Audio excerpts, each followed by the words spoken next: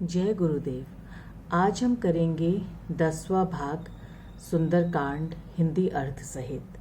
भगवान श्री राम की महिमा।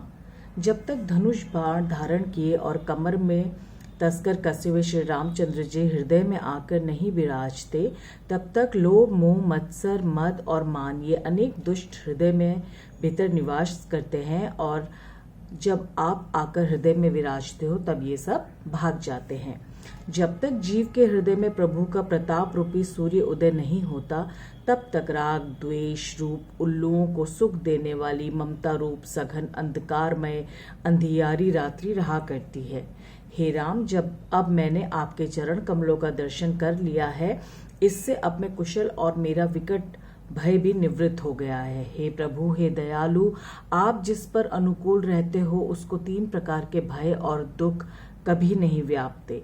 हे प्रभु, मैं जाति का राक्षस हूँ, मेरा स्वभाव अति अधम है, मैंने कोई भी शुभ आचरण नहीं किया है। तिस्मर भी प्रभु ने कृपा करके आनंद से मुझे छाती से लगाया कि जिस प्रभु के स्वरूप को ध्यान पाना मुनि लोगों को भी कठिन है। सुख की राशि रामचंद्र जी की कृपा से अहो आज मेरा भाग्य बड़ा अमित और अपार है, क्योंकि ब्रह्मा जी और महादेव जी जिन चरणान्वित युगल की सेवा करते हैं, उन चरण कमलों का मैंने अपने नेत्रों से दर्शन किया है। विभीषण की भक्ति देखकर रामचंद्र जी ने कहा कि हे सखा, मैं अपना स्वभाव कहता हूँ, सो तू सुन।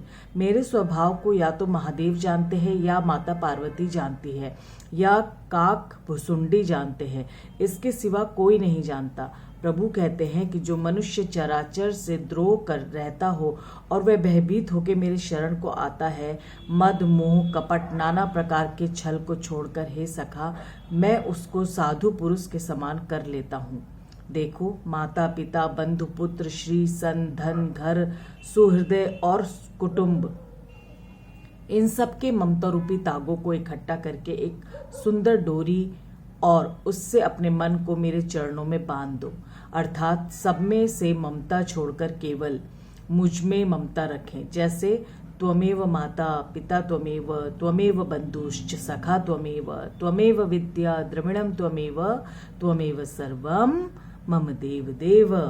जो भक्त समदर्शी है और जिसके किसी भी प्रकार की इच्छा नहीं है तथा जिसके मन में हर्ष, शोक और भय नहीं है, ऐसे सत्पुरुष मेरे हृदय में कैसे रहते हैं कि जैसे लोभी आदमी के मन में धन सदा बसा रहता है। हे विभीषण, तुम्हारे जैसे और जो प्यारे संत भक्त हैं, उन्हीं के लिए मैं देह धारण करता हूँ और दूसरा मेरा कुछ भी प्रयोजन नहीं है। जो लोग सगुण उपासना करते हैं, बड़े हितकारी हैं, नियम से में दृढ़ है और जिनकी ब्राह्मणों के चरण कमलों में प्रीति है, वे मनुष्य मुझको प्राणों से भी प्यारे लगते हैं। हे लंकेश, सुनो, आप में सब गुण हैं और इसी से आप मुझको अतिशय प्यारे लगते हैं। रामचंद्र जी के वचन सुनकर तमाम वानरों के झुंड कहने लगे कि हे कृपा के पुंज, आपकी जय हो।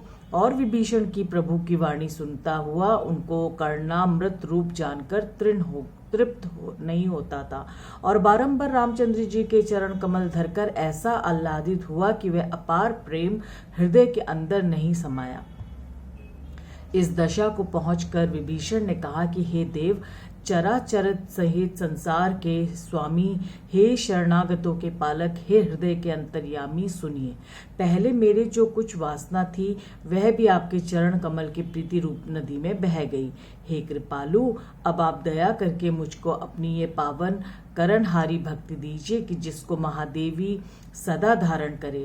रणधीर रामचंद्र जी ने एवमस्तु ऐसा कहकर तुरंत समुद्र का जल मंगवाया और कहा कि हे सखा, यद्यपि तेरे किसी भी बात की इच्छा नहीं है, तथापि जगत में मेरा दर्शन अमोघ है, अर्थात निष्फल है।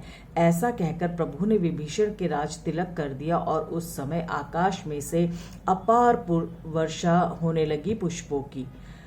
रावण का क्रोध तो अग्नि के समान है और उसका श्वास प्रचंड पवन के तुल्य। उसमें जलते हुए विभीषण को बचाकर प्रभु ने उसको अखंड राज दिए।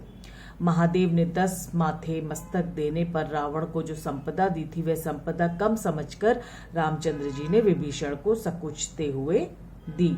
ऐसे प्रभु को छोड़कर जो जीव दूसरों को भजते हैं वह मनुष्य बिना सींग पूंछ के पशु हैं। प्रभु ने विभीषण को अपना भक्त जानकर जो अपनाया, यह प्रभु का स्वभाव सब वानरों को अच्छा लगा। प्रभु तो सदा सर्वत्र सबके घट में रहने वाले, सर्वरूप, सर्वरहित और सदा उदासीन ही है।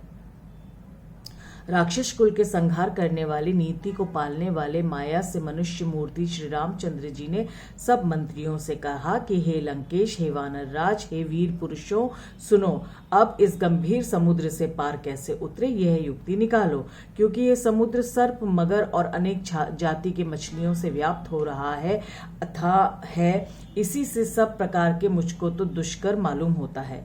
उस समय लंकेश अर्थात विभीषण ने कहा कि हे रघुनाथ, सुनो, आपके बाण ऐसे हैं जिनके करोड़ों समुद्र सूख जाए, तब उस समुद्र का क्या भार है। तथापि नीति में ऐसा कहा गया है कि पहले साम वचनों से काम लेना चाहिए। इस वास्ते समुद्र के पास पधार कर आप विनती करो। विभीषण कहते हैं कि हे प्रभु, ये समुद्र आपका कुलगुरु है, जो विचार कर अवश्य उपाय कहेगा, और उपाय को धरकर ये वानर और रीछ बिना परिश्रम समुद्र के पार हो जाएंगे।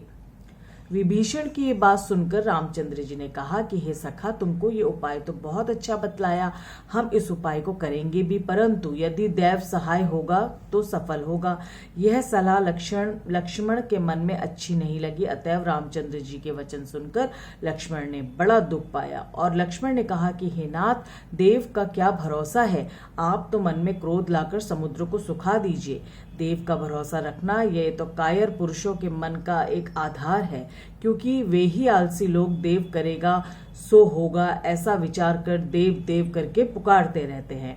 लक्ष्मण के ये वचन सुनकर प्रभु हंसकर कहा कि हे भाई, मैं ऐसे ही करूंगा, पर तू मन में कुछ धीरज कर। प्रभु लक्ष्मण को ऐसा कह समझा बुझाकर वे समुद्र के निकट पधारे, और प्रथम ही प्रभु ने जाकर समुद्र को प्रणाम किया और फिर कुश बिछाकर उसके तट पर विराजे। जब विभीषण रामचंद्र जी के पास चला आया, तब पीछे से रावण ने अपना दूत भेजा।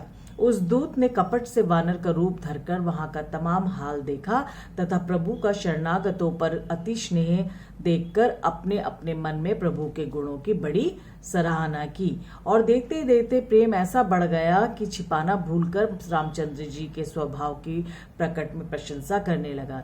जब वानरों ने जाना कि ये शत्रु का दूत है, तब उसे बांधकर सुग्रीव के पास ले आए। सुग्रीव ने देखकर कहा कि ये वानरों, सुनो, ये राक्षस दुष्ट को अंग अंग करके भेज दो। सुग्रीव के ये वचन सुनकर सब वानर दौड़े, फिर उसको बांधकर कटक में चारों ओर फिराया। वानर उनको अनेक प्रकार से मारने लगे, और वह अनेक प्रकार से दीन की भांति पुकारने लगा, फिर भी वानरों ने उसको नहीं छोड़ा।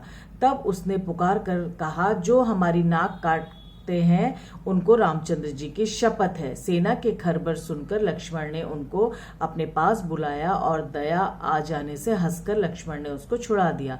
एक पत्री लिखकर लक्ष्मण ने उसको दी और कहा कि ये पत्री रावण को दे देना, और उस कुलघाती को कहना कि ये लक्ष्मण के हित वचन बांचो, और उस मूर्ख से मेरा बड़ा अपार संदेशा मुंह से भी कह देना कि या तो तू सीता जी को दे दे और हमारे शरण आ जा, नहीं तो तेरा काल आ गया है।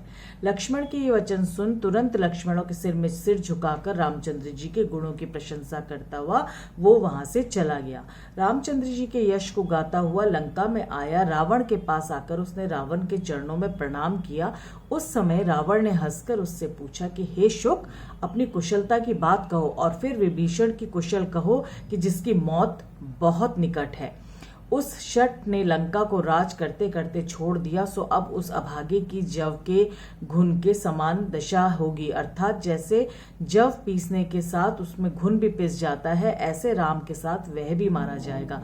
फिर कहो कि रीछ और वानरों की सेना कैसी और कितनी है कि जो कठिन काल की प्रेरणा से उधर को चली गई है। हे शुक, अभी अपने जीव की रक्षा करने वाले विचार कोमल हृदय समुद्र हुआ है, सो रहे हैं, इससे कितने दिन बचेंगे। और फिर उस तपस्वी की बात कहो जिसके हृदय में मेरी बड़ी त्रास बैठी है। हे शुक, क्या तेरी उससे भेंट हुई? क्या वे मेरी सुखाकियत कानों से सुनकर पीछे लौट गए? हे शुक, शत्रु के दहला दे तेज आर बल क्यों नहीं कहता? तेरा चित्त चकित सा भौचक्का कैसे हो रहा है? रावण के ये वचन सुनकर शुक ने कहा कि हे नाथ, जैसे आप कृपा करके पूछते हो ऐसे ही क्रोध को त्याग कर सो वचन मैं कहूं उसको मानो। हे नाथ, जिस समय आपका भाई राम से जाकर मिला उसी क्षण राम ने उसके राज तिलक कर दिया है। मैं वानर का रूप धरकर सेना में भर्ती घुसा, सो फिरते फिरते वानरों ने जब मुझको आपका दूध जान लिया तब उन्होंने मुझको बांधकर अनेक प्रकार का दुख दिया और मेरी नाक कान काटने लगे। तब मैंने उनको राम की शपथ दी, तब उन्होंने मुझको छोड़ा। हे नाथ, आप मुझको वानरों की सेना के समाचार पूछते हो, सो वह 100 करोड़ मुखों से भी कहीं नहीं जा सकती। हे रावण, रीछ और वानर अनेक रंग धारण किए बड़े डरावने दिखते हैं, बड़े विकट और उनके मुंह हैं और बड़े विशाल उनके शरीर है। हे रावण, जिसने इस लंका को जलाया था और आपके पुत्र अक्षय कुमार को मारा था, उस वानर का बल तो सब वानरों में थोड़ा है। उसके बीच कई नामी भट्ट पड़े हैं कि जो भयानक और बड़े कठोर हैं, जिनके नाना वर्ण वाले और विशाल व तेजस्वी शरीर है। आज की कथा यहीं समाप्त करते हैं।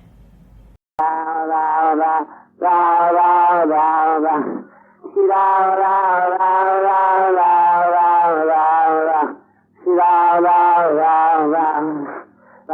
Ram Ram Ram Ram, Shri Ram Ram Ram Ram.